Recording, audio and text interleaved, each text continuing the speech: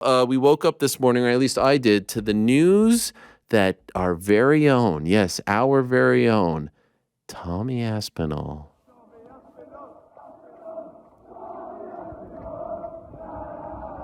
is actually going to be fighting in MSG. Remember when I told you he should have been fighting at MSG against Sergei Pavlovich? Well, guess what? It's happening. Interim heavyweight title fight. Johnny Bones out. Stipe out. It's now the pride of England. Tommy Aspinall going up against the Russian bear himself, Sergei Pavlovich, for the interim heavyweight title. And Tom said, I will take the fight, but I got to go on Helwani to talk about it all. And so here he is. Always a man of his word. Hello, Tom. How are you? I was doing good until I just heard you do that rapping. It wasted like 30 seconds of my life. I'm never going to get back. Please do that online again. Do it in your own time, please. That's ridiculous. Oh, my goodness. Sorry. I was trying to buy time because I didn't see the message that you were ready. So I was trying to slow down. We just had a whole mess of a situation trying to find Charles Oliveira. So I'm happy that you are here and on time and ready to go. Okay, this is so fascinating. Okay, Tom, where are you? What time is it? How does this happen? How do you get the message? Can you relive the moment for us? Oh, about the fight? Yes. Not right now. About the fight you're talking about. Okay. Right. So today is Wednesday evening. Yesterday morning, Tuesday morning. Tuesday morning. What time approximately? Yeah. 6 a.m. Okay. 6 a.m. So let me just set the scene for you a little bit. Please. I'll set the scene a little bit. Love it. I'll take you to my personal life. That not many people go there. So I have 3 children, right? And when a child gets in bed with us, my children are young, so sometimes, they still come to the bed and stuff. I can't sleep, man. I'm a big guy. I get hot in there. So every time a child comes to the bed, I go to the spare room. That's my thing. Then when I go to the spare room, usually in the morning, when the kid's awake, my wife calls me. I wake up. I take the kids downstairs. She gets ready. We start the day. That's how it's always been for 7 years now. That's how it's been. So anyway, it's 6 a.m. I'm sleeping. My phone starts ringing, vibrating. I've always got it on vibrate, and automatically I just wake up and think that my kid's up. That's what it is like every time I'm in the spare room. So I wake up. I walk to the landing. There's no kid there. It's pitch black. So I check in the kids' rooms. The kids are asleep. My wife's asleep. I'm like, what the hell's going on? Who's calling me at 6 a.m.? So I check the phone, and it's the UFC brass calling me at 6 a.m. And let me tell you, I don't know. I can't speak for the other fighters, but for me personally, I've never, ever had a direct phone call from the UFC brass before. So I'm thinking, what is going on? So I thought, oh, man, it's 6 a.m. I'm tired. I'm going training at 10. I'm going to get some sleep. I'm going to get some more sleep. So I thought, right, I'm just going to sleep. Obviously, I can't sleep. There's a million things going through my mind. So I think, right, I'm going to have to call him back. So I called back. They don't even say hello. He just answered the phone and he just said, I know it's early there. Are you healthy? And I'm like, yeah, I'm healthy. Why? What's going on? And they're like, will you be ready to fight in 2 weeks? And I'm like, yeah, I'll be ready to fight in 2 weeks. And I said, why? What's happened? And they said, there's some crazy shit going on for this New York card. I'll let you know tomorrow. And that's it. Wow. I don't hear anything else. So obviously it's played on my mind all day. I go and train. That's it? Nothing else. Stuff. Literally nothing else. Well, I'm getting to it. Okay. No, I mean in that phone call. Thing. Oh, it's a great story. No, that's it. Okay, yeah. Literally 40, 50-second phone call. That was it. Wow. He's like, I won't keep you. I know it's early. You get some sleep. I'm like, fucking, how am I supposed to sleep now? You know what I mean? Anyway, full day goes by. Not heard anything. So I go to sleep. Anyway, 4 a.m. UK time. The phone rings again. It's the UFC brass again. Wait, and now it's 4 a.m. Wednesday morning. This morning. Wednesday morning. Wow. Yeah. Okay. This morning. Yes. 4 a.m. I answer the phone. Obviously, I'm groggy as hell. I'm like, oh. And he's like, oh, shit, I woke you up again, didn't I? I was like, yeah, it's 4 a.m. What's going on? And he's like, listen, Jones has injured his shoulder. He's going to be out for like a year. Stipe only wants to fight Jones. You and Pavlovich for the interim title. I'm like, I'm in. That's it. No contracts talk. No, I'm not asking for more money. I'm not asking for more time. I'm in. This is my chance. So all roads lead to the 11th of November in New York City. Wow. Okay, this is an incredible story and an incredible turn of events. Can I ask, why didn't you negotiate just a little something like, hey, I want this, but it is 2 weeks, not a full training camp. Why did you just say, I'm in? Well, that's going to get negotiated. Don't worry about that. Okay, Like, okay. that's coming. Okay. They said at the end, don't worry, we're going to renegotiate the contract. I'm due a new contract anyway. But at this point, what's important to me is, mate, you got to remember Sergei Pavlovich, in my opinion, most dangerous man in the UFC. I'm not sugarcoating it. I'm a 2 weeks notice. I'm on a 2-week training camp. This is the most dangerous guy in the worst situation that I can possibly be in. And I'm not interested, mate. I believe in myself. I think I can beat him. I've been matched up against him twice before. I'm hungry to get the heavyweight title, so I'm in. What kind of shape are you in? Have you been training? Do you feel, or is this like literally 2 weeks you've been on holiday? No, I've not been on holiday. I always stay in the gym, but obviously, if I knew that I had a world title fight coming up, I would be in better shape than I am right now. Do you know what I mean? I'm not making no excuses, mate. Do you know what I mean? I'm a professional fighter. I should be ready at any time, which I am. I'm not miles away, but I would have already put in like an 8-week training camp already if I knew that I was fighting, one of the best guys in the UFC. How do you feel about your weight? By the way, yes, is my Wi-Fi okay? Yeah, it's been fantastic. Okay, good. You just look you look a bit confused. No, I'm just taking this all in. Well, I look confused. Okay. I'm just trying to this. I mean, it's a gigantic moment in your life, and in the sport. Okay, good. No, I'm just taking it all in. I'm sorry if I look confused. Gosh, I need to work on that.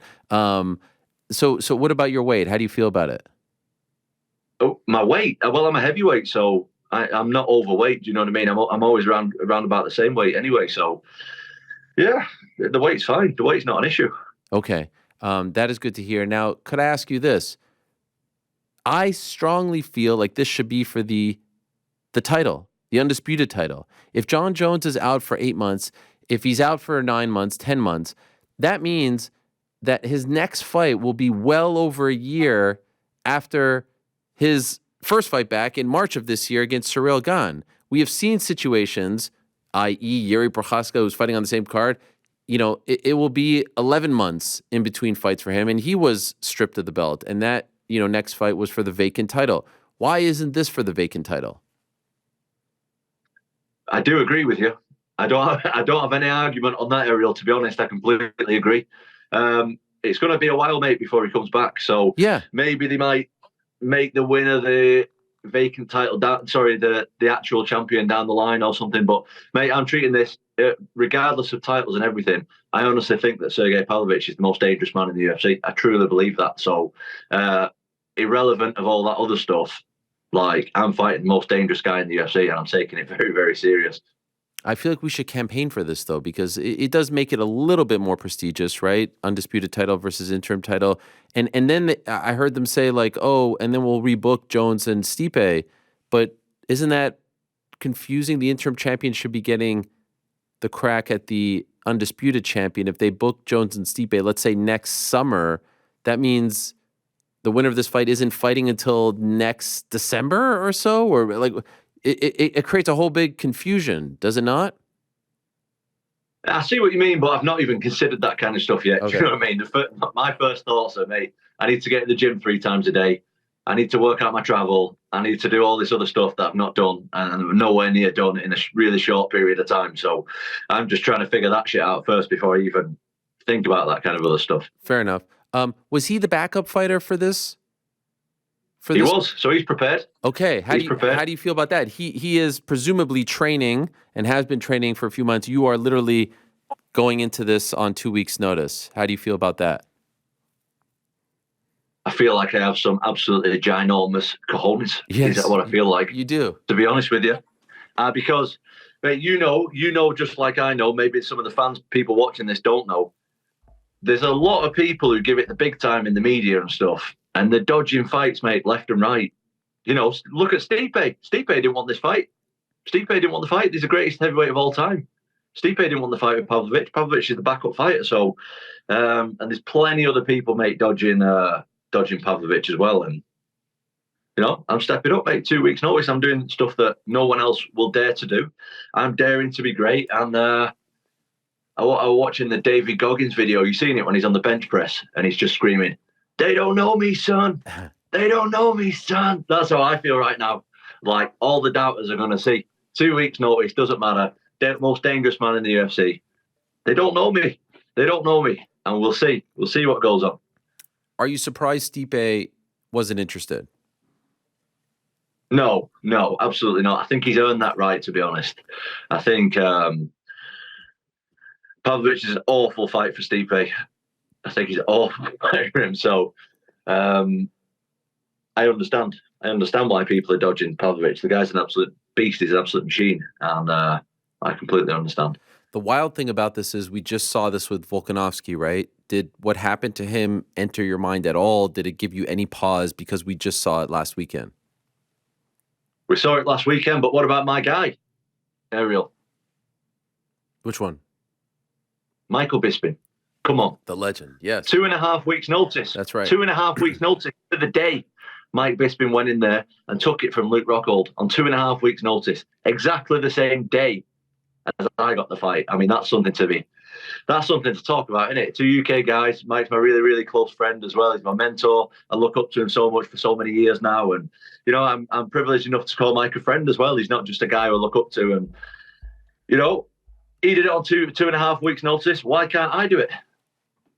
It's a great point. Have you heard from Michael since this came out? Yes, I have.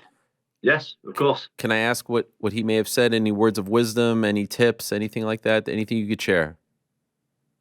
He told me to believe in myself. And he told me that it's not about 2.5 weeks. It's about the last 10, 15 years of your life that you've been putting in. The time scale is irrelevant. I've been putting the hard miles in this shit for years before anyone believed in me. There was a time that me and my father used to train together, just us in my dad's garage. You know what I mean? For all them years, so many years I've been traveling. I used to go to Liverpool, which is really far from my house for years. We couldn't even afford to put petrol in the car and all kinds of stuff, mate. I've put in some serious hard yards and sacrifice into this sport. And this is not about 2.5 weeks, mate. This is about the last 15 years of my life. And I'm ready to show that, man. What was your dad's reaction when you told him about this? He's happy. He's happy about it. Yeah. I mean, me and Pavlovich have been matched up twice before, so right. He's not someone brand new. Do you know what I mean? We've been through two training camps for him already. So, and I think he's improved since then, as have I, obviously, and a couple of years ago now. And yeah, everyone's happy, man. I've been doing really, really good stuff in the gym as well over the last couple of months. I feel like I've made some big improvements mentally and physically. So it's my time, man. It's my time, and I'm happy about it. Could I ask, what was your reaction when you told your wife about this? I would assume you waited for her to wake up because you got the call at 4 a.m., or did you wake her up at 4 a.m. to tell her the news? Well, let me tell you about this. She is actually on vacation right now. Oh. And I was supposed to be on vacation right now. So you're alone? We were leaving yesterday. I'm alone now, yeah. I don't have the wife and kids here, yeah. So we were supposed to leave yesterday, and they left, and I'm alone, yeah. Wow. So you're missing out. So you weren't on holiday, but you were just about to go on holiday. Just about to go. Oh, exactly, yeah. Good trip. Are you bummed that you're missing it? Yeah. My wife's so sick of it, honestly. Like every time we have a holiday book, she's like, something happens, something comes in the way, I can't make it, or I make it for less time than I should have done, or whatever. And she's just sick of it. She's absolutely sick of it. But what can you do? This is the absolute chance of a lifetime. So I got to go for it. At least you weren't actually on holiday, right? Like at least you weren't like a day in drinking a pina colada and then they call you. At least you didn't have to get on that plane, right? And then that's true. That's very true. Yes. And just a couple more, and then I'll let you go. Can I ask you this, Tom? Why weren't you on this card to begin with? I made the case a few months ago, put Sergei and Tom on this card, #1 contender fight, have them be aligned with the belt. Like, why did that not ever come to fruition, or was it close to coming to fruition? Oh, I guess I can speak about it now, really. Please. I guess Oh, I was okay. I was sworn to secrecy a little bit. No, not here. So I think the original plan was kind of, obviously them two guys are going to fight and Sergei's going to be the backup. And then I think they were kind of under the impression that both guys are going to retire afterwards. And they were going to kind of see how that played out a little bit. Oh. And if that didn't happen, if they were both going to retire, then I was going to fight Pavlovich for the vacant title anyway, like early next year anyway. So I think they were just kind of going to see what happens after this card anyway. So yeah, it was just a big waiting game for me. But luckily, I stayed in the gym a little bit. You know, I'm a professional athlete. I take it very seriously. So I'm always in the gym anyway. But like I say, my intensity hasn't been there as if I was training for a fight. But I'm not too far away. Okay. Were you planning on coming to New York? Yes, I was coming. In fact, we had talked about you coming in studio. Does this now mean you're not going to come in? I mean, that was the first thing I thought of. I was like, wow, does this mean that Tom's not coming in anymore or what? I mean, still would be nice. I don't know. It would be nice. Am I still invited? Yeah, are you still invited? You were invited. I tried to track you down when I was in Manchester. I was asking everyone, where's Tom Aspinall's house? And No, you wasn't. That was it's just crazy. I was looking everywhere for you.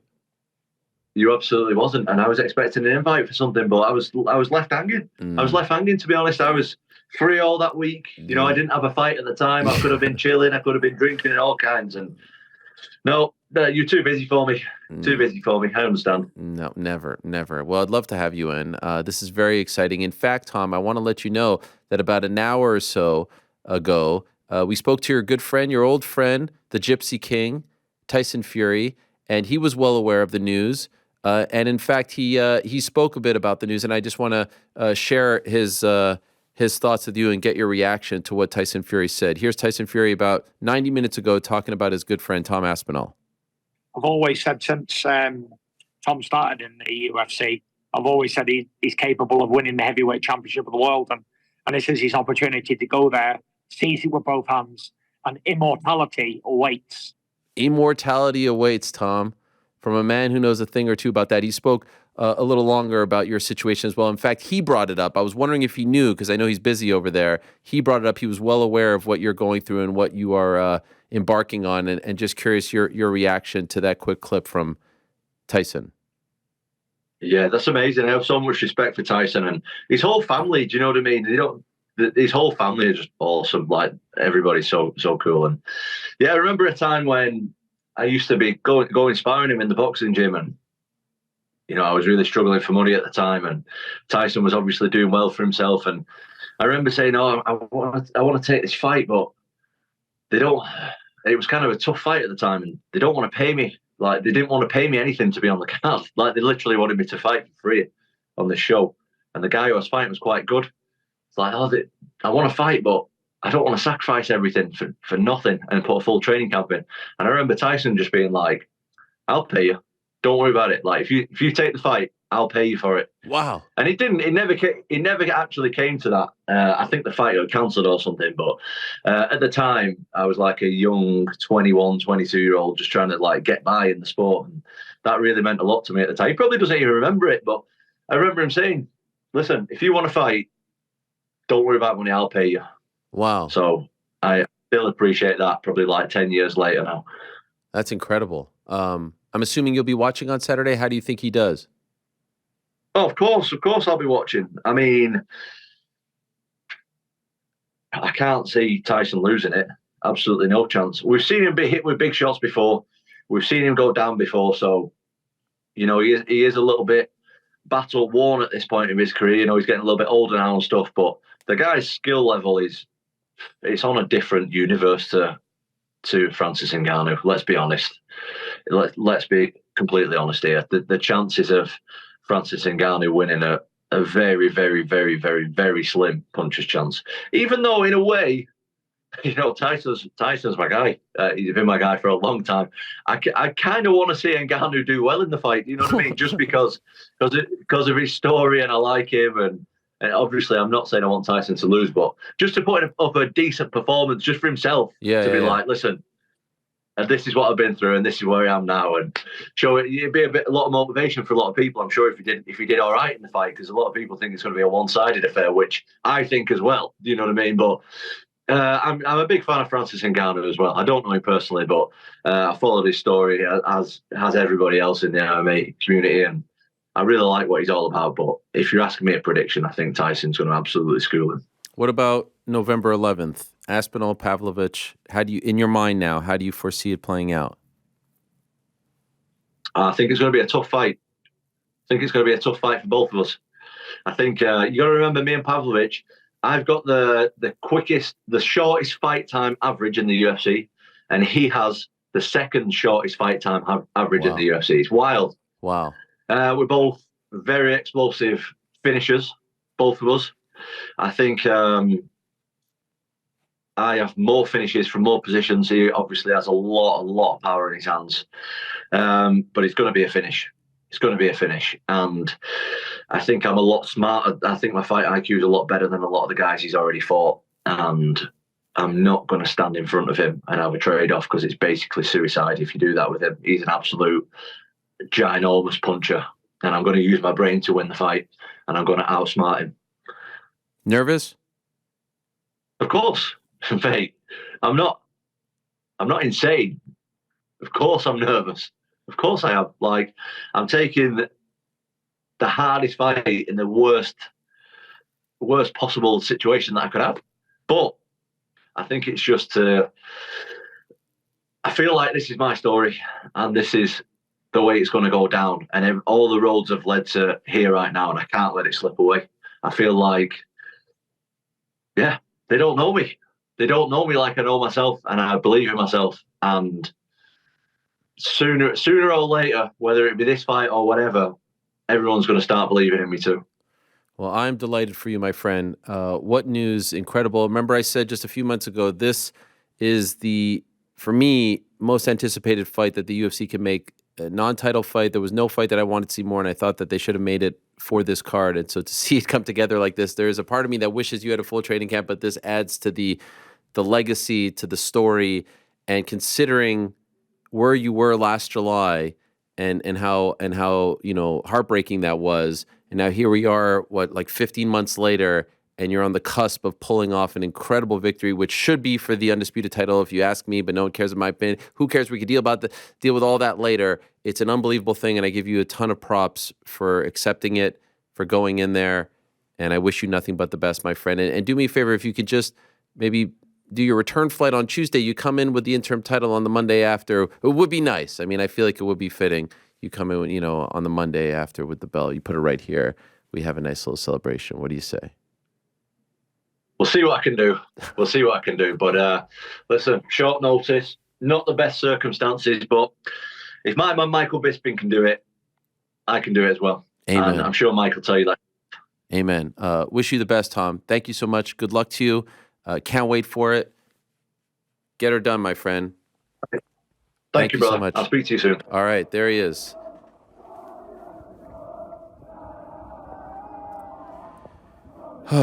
Tommy Aspinall, what a fight. That's the one. Incredible that the UFC has been able to pull Tom Aspinall and Sergei Pavlovich out of their hat. And then they're able to pull Volkanovski and Islam a week ago out of their hat. And there's a part of me that's like, this is incredible and should be celebrated. There's also a part of me that's like, you want these amazing fights to be under the best circumstances possible. You want these guys to have full training camps and whatnot, but this is just what makes them different, right? This is just what makes these MMA fighters different. It would never like I was talking to someone about this, if Crawford Spence fell through, if one of them got injured, no, like they don't even think to replace it. It's just a different mentality. It's a different sport. I'm not necessarily saying that one is good and one is bad, but it's just a completely different thing. And so here we have a situation for the second straight pay-per-view.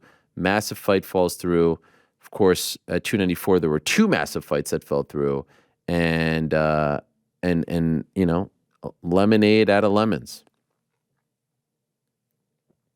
I do strongly feel, though, and we'll talk about this in about 30 minutes, when we get to On the Nose. I do strongly feel that this should be for the undisputed title, for the vacant title, because the truth is,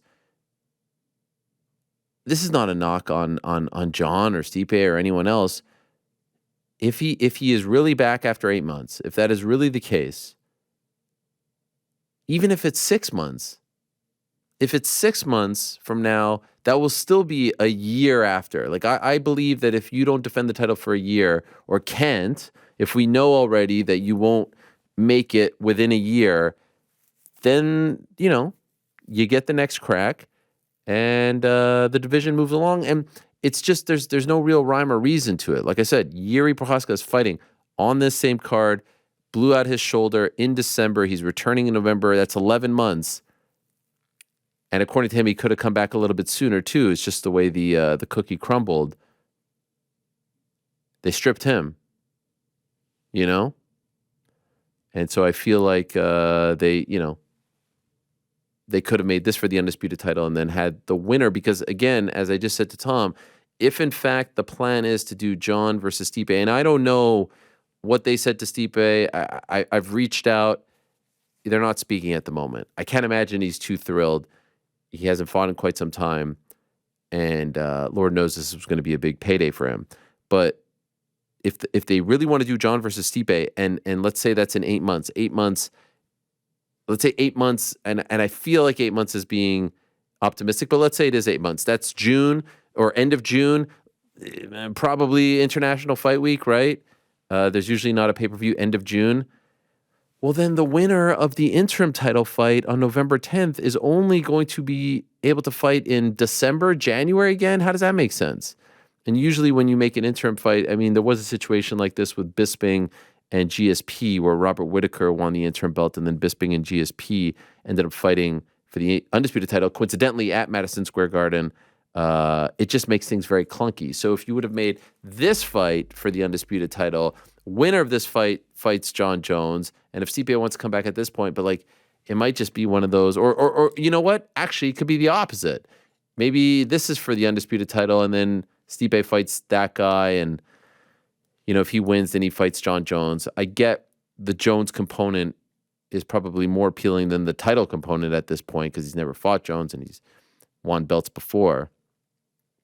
It's just very clunky at this point, making it an interim belt fight when you still want to do John and Stipe for the actual belt sometime next summer.